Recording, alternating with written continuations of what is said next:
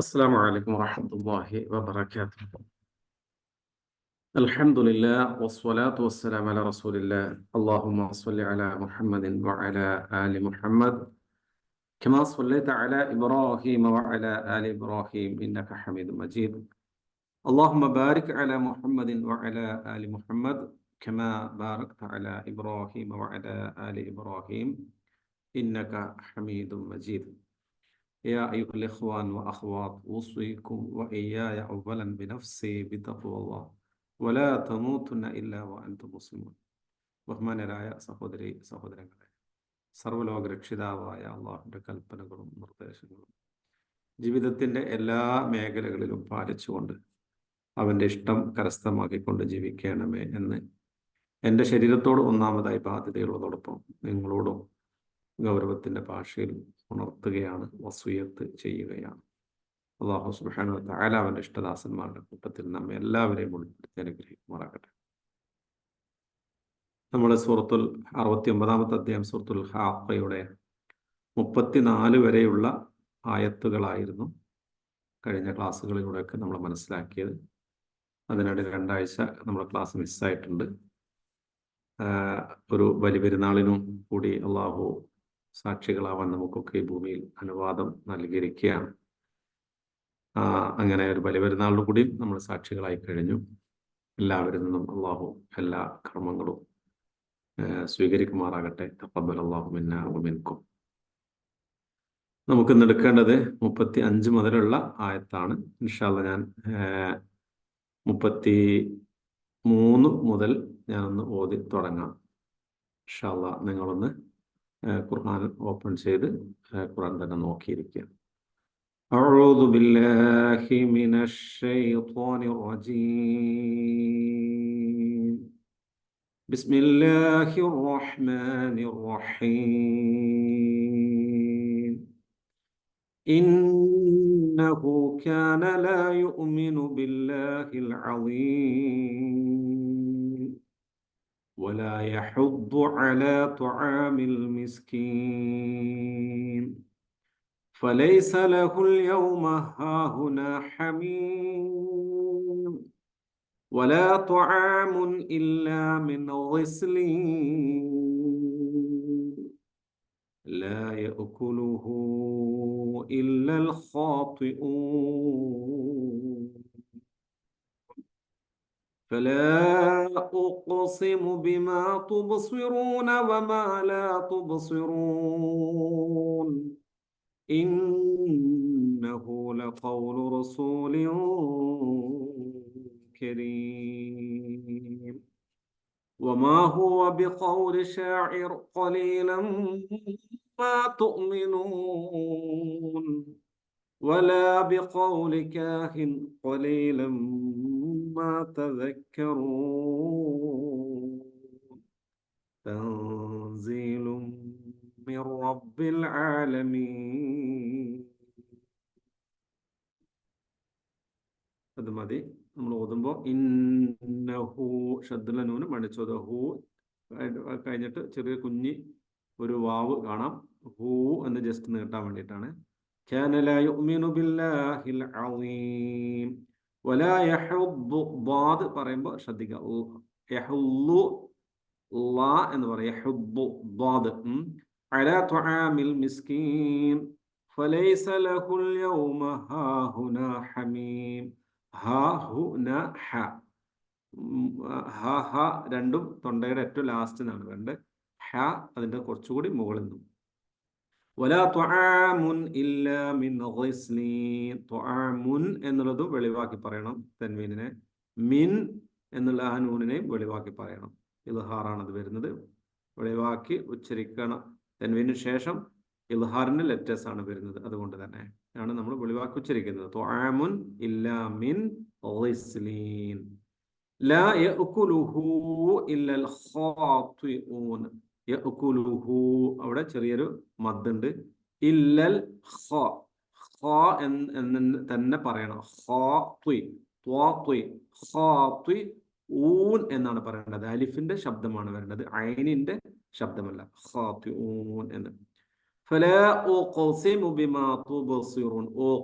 ഖാഫിന് സുക്കൂന് വരുമ്പോൾ ബാഇന് സുക്കൂന് വരുമ്പോൾ ഒന്ന് നമ്മൾ കട്ടി കൂട്ടി ഉച്ചരിക്കണം. അതുകൊണ്ട് ഫലാ ഉഖ്സിമു ബിമാ തുബ്സിറൂൻ.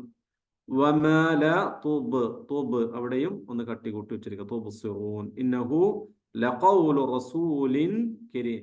അല്ല, റസൂലിൻ എന്നുള്ളതിനെ ഇഖ്ഫ എന്ന് പറയും. നമ്മൾ അവ്യക്തമാക്കി ഒന്ന് മണിക്കണം. റസൂലിൻ കരീം, റസൂലിൻ കരീം. അങ്ങനെ.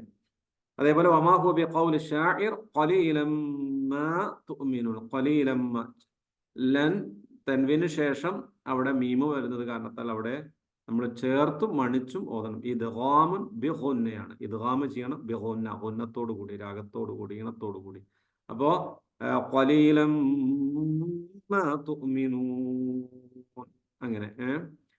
വലാ ബിഖൗലി ശാഇർ വലാ ബിഖൗലി കാഹിൻ ഖലീലം മാ തദക്കർ. അവിടെയും ഖലീലം മാ എന്ന് ചേർത്തും മണിച്ചോത. തൻസീലുൻ, തൻസീൽ, തൻസീൽ എന്നുള്ളതിനെ ഇഖ്ഫ ആണ്. തൻസീൽ എന്നുള്ളതിനെ നമ്മൾ ഇഖ്ഫ ആയിട്ട് ഉച്ചരിക്കണം. തൻസീലും എന്നുള്ളത് ചേർത്തും മണിച്ചോദണം. മിൻ റബ്ബി എന്നുള്ള അവിടെ എന്ത് ചെയ്യണോ? നൂന് സൈലന്റ് ആവണം. മിർ റബ്ബി എന്ന ഓതാൻ പാടുള്ളൂ. അവിടെ മിർ മിർ എന്നോ അല്ല മിൻ എന്നോ ഉച്ചരിക്കാൻ പാടില്ല. തൻസീലും മിർ റബ്ബിൽ ആലമീൻ എന്നോണം. മിർ റബ്ബിൽ ആലമീൻ. തൻസീലും മിർ റബ്ബിൽ ആലമീൻ എന്ന രൂപത്തിലാണ് ഓതേണ്ടത്. ഞാൻ ഒന്നുകൂടി ഓതാം, ഒന്നുകൂടി ശ്രദ്ധിക്കാം. അഊദു ബില്ലാഹി മിനശ് ശൈത്വാനിർ റജീം. ഇന്നഹു കാന ലാ യുഅ്മിനു ബില്ലാഹിൽ അളീം വലാ യഹുദ്ദു അലാ തുആമിൽ മിസ്കീൻ ഫലൈസ ലഹുൽ യൗമ ഹാഹുനാ ഹമീം വലാ തുആമുൻ ഇല്ലാ മിൻ ഗിസ്ലീൻ ലാ യഅകുലുഹു ഇല്ലൽ ഖാതിഊൻ ഫലാ ഉഖ്സിമു ബിമാ തുബ്സിറൂൻ വമാ ലാ തുബ്സിറൂൻ ഇന്നഹു ലഖൗലു റസൂലിൻ കരീം വമാ ഹുവ ബിഖൗലി ശാഇർ ഖലീലൻ മാ തുഅ്മിനൂൻ വലാ ബിഖൗലി കാഹിൻ ഖലീലൻ മാ തദക്കറൂൻ തൻസീലും മിർ റബ്ബിൽ ആലമീൻ.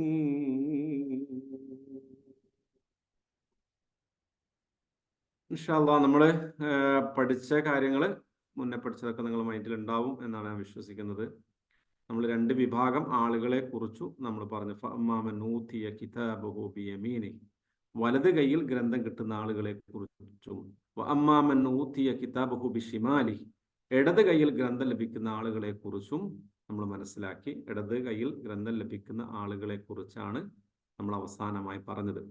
അത്തരം ആളുകളെ അത് ലഭിക്കാതിരിക്കാൻ ആഗ്രഹിക്കുകയും അവർക്കുണ്ടായിരുന്ന സ്വാധീനവും അവരുടെ കഴിവും അവരുടെ സമ്പത്തും അവരെല്ലാം നഷ്ടപ്പെട്ടത് അവർക്ക് ബോധ്യമാവുകയും അവരുടെ പ്രയാസത്തോടു കൂടി നിൽക്കുകയും ചെയ്യുന്ന രംഗത്തെക്കുറിച്ച് അല്ലാഹു സുബ്ഹാനഹു വ തആല പറഞ്ഞു.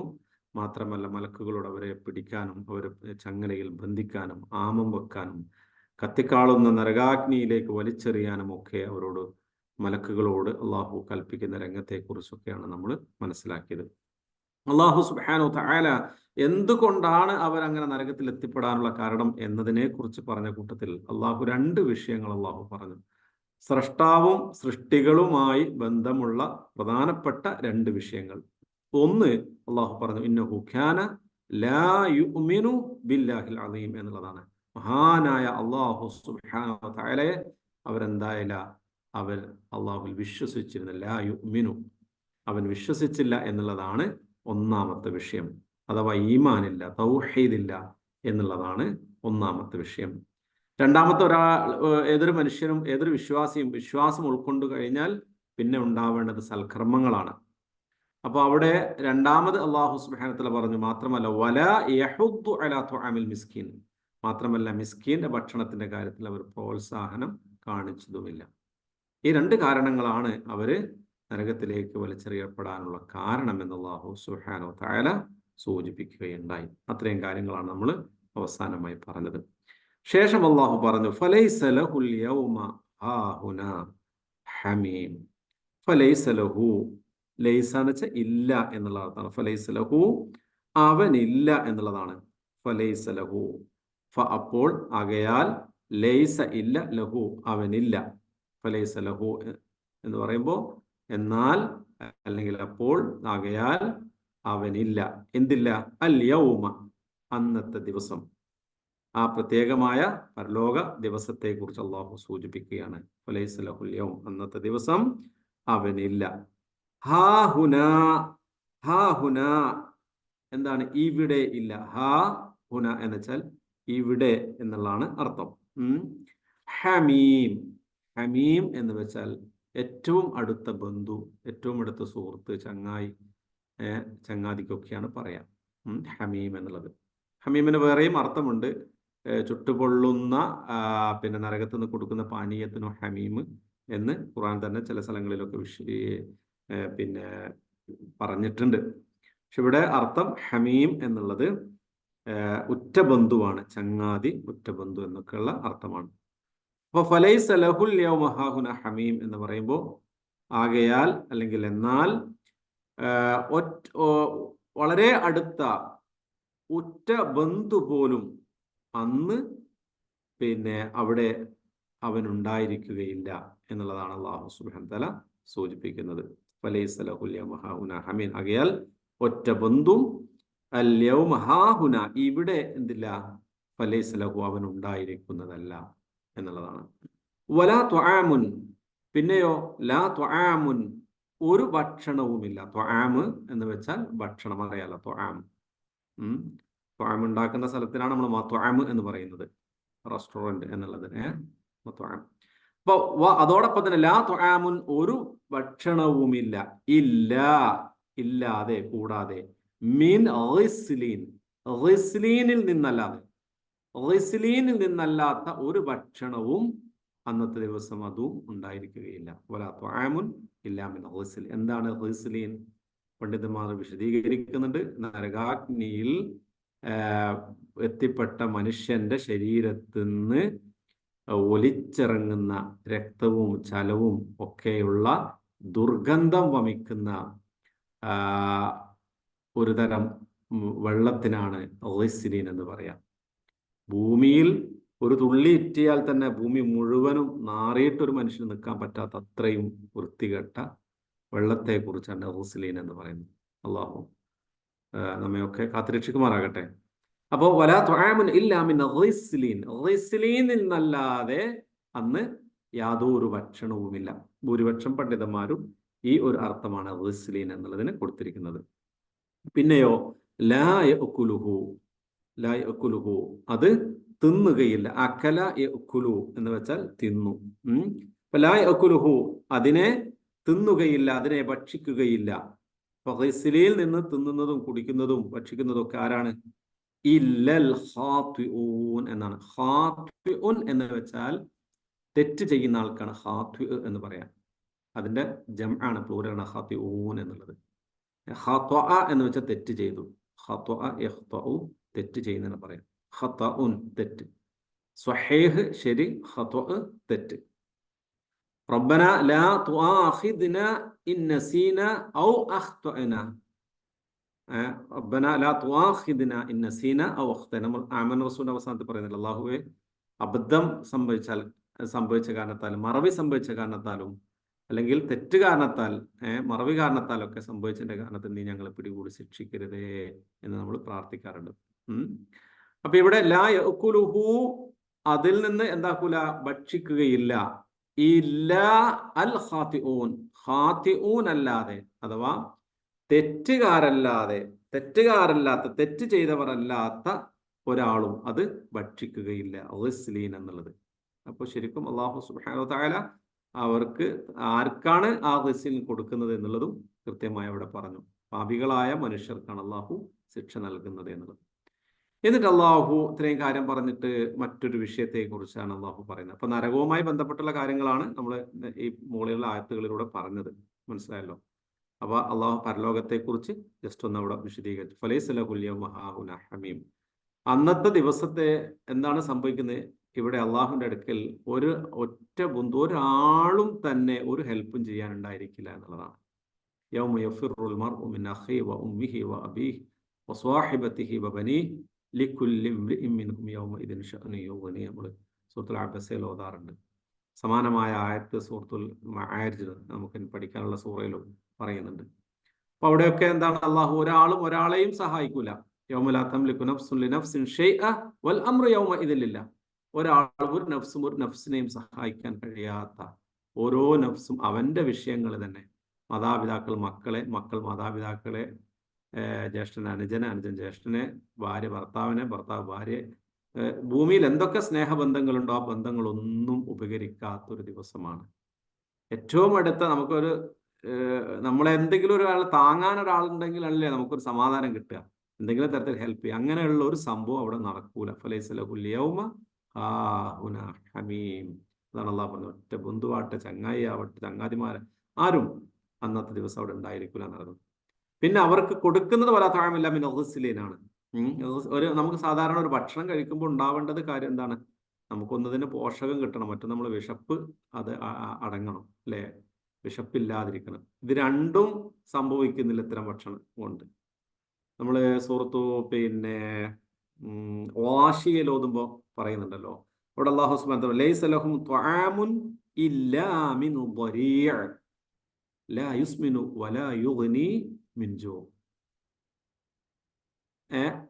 അവിടുത്തെ സമയത്തെ കുറിച്ച് അള്ളാഹു നരകത്തെ കുറിച്ച് പറയുമ്പോൾ ലൈസ ലഹും ത്വആമുൻ, അവർക്ക് ഭക്ഷണമില്ല, ഇല്ലാ മിൻ ളരീഅ, ളരീഇൽ നിന്നല്ലാതെ. ഒരുതരം കള്ളിമുള്ളി ചെടിയാണത്. കയ്പ് കൊണ്ട്, അസഹ്യമായ കയ്പും പ്രയാസപ്പെട്ടുകൊണ്ട് മുള്ളുള്ള ഒരു തരം ചെടിയാണ് ളരീഅ എന്ന് പറയുന്നത്. അതിൽ നിന്നല്ലാതെ അവർക്ക് ഭക്ഷണമില്ല. ലൈസ ലഹും ത്വആമുൻ ഇല്ലാ മിൻ ളരീഅ ലാ യുസ്മിനു, അതുകൊണ്ട് എന്ത് കിട്ടൂല? ഒരു പോഷണവും ലഭിക്കൂല. വലാ യുഗ്നി മിൻ ജൂ, പിന്നെയോ അവർക്ക് വിശപ്പ് മാറാനും അതുകൊണ്ട് സാധ്യമല്ല. അങ്ങനെയുള്ള അതാണ് ഈ പറയുന്ന ഗ്ലിസലീൻ എന്നൊക്കെ പറയുന്നതൊക്കെ ഈ ഇതേ ഗണത്തിൽ തന്നെയാണ് വരുന്നത്. നമുക്ക് ഭക്ഷണം കഴിക്കുമ്പോൾ ഒന്നുകിൽ നമുക്ക് അത് ശരീരത്തിന് അതിന്റെ പോഷണം കിട്ടണം, അതേപോലെ തന്നെ നമുക്ക് വിശപ്പടയണം. ഇത് രണ്ടും ഈ ഭക്ഷണങ്ങൾ കൊണ്ട് ഉപകാരപ്പെടുമല്ലോ. പിന്നെയോ അത് വലിയ വലിയ പ്രയാസകരമായ കാര്യമായിക്കൊണ്ടാണ് അല്ലാഹു സുബ്ഹാനഹു വ തആല പറയുന്നത്. ഞാൻ പറഞ്ഞല്ലോ, ഭൂമിയിൽ ഒരു തുള്ളി എത്തിയാൽ ഭൂമി മുഴുവനും എന്തായി പോകും? ദുർഗന്ധം വമിക്കുന്ന അത്രയും വൃത്തികെട്ട ഒരു തരം വെള്ളത്തെ കുറിച്ചാണ് ഗ്ലിസലിൻ എന്ന് പറയുന്നത്. അപ്പൊ അത് ലഭിക്കുന്നതിലായ പാപികളായ ആളുകളാണ് അതിൽ നിന്ന് ഭക്ഷിക്കുന്നത്. തെറ്റ് ചെയ്തവർക്കല്ലാതെ അവർ അത് ഭക്ഷിക്കുകയില്ല. തെറ്റ് ചെയ്തവരല്ലാതെ അതിൽ നിന്നും അവർക്കല്ലാതെ അത് കൊടുക്കുകയില്ല എന്നാണ് അല്ലാഹു സുബ്ഹാനഹു വ തആല പറഞ്ഞത്. ശേഷം അല്ലാഹു പറയുന്നു, ഫലാ ഉഖ്സിമു ബിമാ തുബ്സിറൂൻ. ആകയാൽ ലാ ഉഖ്സിമു, ഞാൻ സത്യം ചെയ്തു പറയുന്നു. അഖ്സമ യുഖ്സിമു എന്ന് വെച്ചാൽ സത്യം ചെയ്യുന്നതാണ് പറയാം. ഖസം എന്താണ്? സത്യം ചെയ്യുന്നതാണ് പറയാം. ഖസമ. ലാ ഉഖ്സിമു ബിയൗമിൽ ഖിയാമ ലാ ഉഖ്സിമു ബിഹാദൽ ബലദ്. ചില ഖിയാമ സൂറയും ബലദ് സൂറയൊക്കെ തുടങ്ങുന്നത് തന്നെ ഇങ്ങനെയുള്ള പദങ്ങൾ കൊണ്ട് തന്നെയാണല്ലോ. ലാ ഉഖ്സിമു, ഞാൻ സത്യം ചെയ്ത് പറയുന്നു. എന്താണ്? ഫലാ ഉഖ്സിമു, ആകയാൽ സത്യം ചെയ്ത് പറയും. ബി മാ തുബ്സിറൂൻ, മാ തുബ്സിറൂൻ, തുബ്സിറൂൻ നിങ്ങൾ കാണുന്നു എന്നാണ്. തുബ്സിറൂൻ, അബ്സറ യുബ്സിറു, കാണുന്നതിനാണ് പറയാം. തുബ്സിറൂൻ വെച്ചാൽ നിങ്ങൾ കാണുന്നു, മാ തുബ്സിറൂൻ വെച്ചാൽ നിങ്ങൾ കാണുന്നില്ല എന്നുള്ളതാണ്. അപ്പൊ എന്താണ് ഇവിടെ? ഫലാ ഉഖ്സിമു ബിമാ തുബ്സിറൂൻ, തീർച്ചയായും ആകയാൽ നിങ്ങൾ കാണുന്നതിനെ കൊണ്ട് എന്താക്കുന്നു? കാണുന്നതായ ഒന്നുകൊണ്ട് എന്ത് ചെയ്യുന്നു? സത്യം ചെയ്ത് പറയുന്നു. അതോടൊപ്പം തന്നെ മാ ലാ തുബ്സിറൂൻ, ലാ തുബ്സിറൂൻ, നിങ്ങൾ കാണാത്തതിനെ കൊണ്ടും. ലാ വന്നപ്പോൾ നഫിയുടെ അർത്ഥം വന്നില്ല എന്നുള്ള അർത്ഥത്തിലും. അപ്പോ നിങ്ങൾ കാണുന്നവയെ കൊണ്ടും സത്യം ചെയ്ത് പറയുന്നു, നിങ്ങൾ കാണാത്തവയെ കൊണ്ടും സത്യം ചെയ്ത് പറയുന്നു. രണ്ടിലാകുമ്പോൾ അള്ളാന്റെ സൃഷ്ടികൾ മുഴുവൻ അതിൽ പെട്ടു കഴിഞ്ഞു. നമ്മളൊക്കെ കണ്ണുകൊണ്ട് കാണാൻ പറ്റുന്ന സൃഷ്ടികളുണ്ട്, കണ്ണുകൊണ്ട് കാണാൻ പറ്റ എത്രയോ സൃഷ്ടികളുണ്ട്. ചിലതൊക്കെ നമ്മൾ ഉപകരണങ്ങൾ ഉപയോഗിച്ചുകൊണ്ട് കാണാൻ പറ്റുന്നതുണ്ട്, ഇല്ലേ? ഇപ്പൊ ബാക്ടീരിയ, വൈറസ്, അതേപോലെ സാധനങ്ങളൊക്കെ മൈക്രോസ്കോപ്പും കാര്യങ്ങളൊക്കെ വെച്ചിട്ട് നമുക്ക് കാണാൻ പറ്റും. പക്ഷെ അതും അല്ലാത്ത സൃഷ്ടികളുണ്ട്, നമ്മൾ ഉപകരണങ്ങൾ കൊണ്ട് കാണാൻ പറ്റാത്ത സൃഷ്ടികളുണ്ട് അള്ളാഹുവിന്റെ, അല്ലേ? മലക്കുകളെ, മലായിക്കത്തെ നമുക്ക് കാണാൻ പറ്റും, ജിൻ വർഗത്തെ കാണാൻ പറ്റില്ല, ആത്മാവിന് അർവാഹുകളെ കാണാൻ പറ്റൂല. ഇതൊക്കെ ഉണ്ട്, അല്ലേ? പക്ഷെ അതൊന്നും നമുക്ക് കാണാം. അപ്പൊ ഈ ഭൂമി പ്രാപഞ്ചികമായിട്ടുള്ള എന്തൊക്കെയുണ്ടോ അത് മുഴുവനും പിന്നെ പിടിച്ചുകൊണ്ടാണ് അള്ളാഹു സുബ്ഹാനഹു വ തആല പറയുന്നത്. എന്താണ്? സത്യം ചെയ്ത് പറയാണ്, ഫലാ ഉഖ്സിമു ബിമാ തുബ്സിറൂൻ വമാ ലാ തുബ്സിറൂൻ എന്നുള്ളത്. കണ്ണുകൊണ്ട് കാണാൻ പറ്റുന്നതും കാണാത്തവയെ കൊണ്ടും എന്താകുന്നു? ദാ സത്യം ചെയ്ത് പറയുന്നു. എന്താണ് സത്യം ചെയ്ത് പറയുന്നത്? ഇന്നഹു, തീർച്ചയായും അത്, അല്ലെങ്കിൽ കാര്യം എന്താണ്?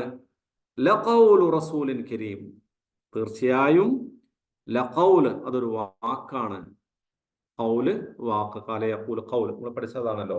ലഖൗലുൻ, അതൊരു വാക്ക് തന്നെയാണ്. ആരുടെ വാക്കാണത്? ലഖൗലു റസൂലിൻ കരീം, റസൂലിൻ, അത് റസൂലിന്റെ വാക്കാണ്. ദൂതൻ, റസൂൽ അറിയാലോ, റസൂൽ ദൂതൻ, മെസഞ്ചർ എന്നുള്ളതിനാണ് റസൂൽ പറയാം. മുർസലീങ്ങൾ എന്നൊക്കെ നമ്മൾ പഠിച്ചത്, അർസല യുർസിലു, അയക്കപ്പെട്ട ആളുകൾ മുർസലീങ്ങൾ എന്ന് പറയുന്നത്. അപ്പൊ അല്ലാഹു സുബ്ഹാനഹു വ തആലയുടെ സന്ദേശം നമ്മളിലേക്ക് എത്തിക്കപ്പെട്ട ഒരു ദൂതനുണ്ട്, അത് ജിബ്രീൽ അലൈഹി ഇസ്ലാമാണ്. ആ ജിബ്രീൽ അലൈഹി ഇസ്ലാമിലൂടെ എത്തിക്കപ്പെട്ട മറ്റൊരു ദൂതനാണ് ആര്? മനുഷ്യർക്ക് നമ്മളിലേക്ക് എത്തിക്കപ്പെട്ടത് റസൂലുള്ളാഹി മുഹമ്മദ് മുസ്തഫ സല്ലല്ലാഹു അലൈഹി വസല്ലമയോട് തന്നെ. ഖുർആൻ അതേ സൂറത്തു തക്വീറിൽ അല്ലാഹു സുബ്ഹാനഹു വ തആല ഇതേപോലെ ഒരു പ്രയോഗം നടത്തുന്നുണ്ട്. അവിടെ റസൂലിൻ കരീം എന്ന് പറയുന്നത് ജിബ്രീൽ അലൈഹി ഇസ്ലാമിനെ കുറിച്ചാണ്. ഇവിടെ അള്ളാഹു സൂചിപ്പിക്കുന്ന റസൂലിൻ കരീം എന്നുള്ളത് മുഹമ്മദ് മുസ്തഫ സല്ലല്ലാഹു അലൈഹി വസല്ലമയെ കുറിച്ചാണ്.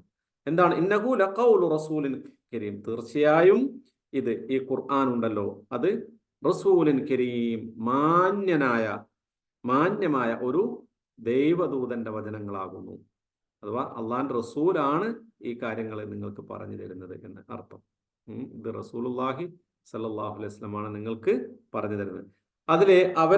അവരിൽ അന്നത്തെ കാലഘട്ടത്തിൽ അവർക്ക് ഏറ്റവും വിശ്വാസമുണ്ടായിരുന്ന രണ്ട് പ്രധാനപ്പെട്ട കാര്യങ്ങൾ ഉണ്ടായിരുന്നു. അവർ വല്ലാതെ റെസ്പെക്ട് ചെയ്യുന്ന രണ്ടാൾക്കാരാണ് കവികളും അതേപോലെ തന്നെ ജ്യോത്സ്യന്മാരും.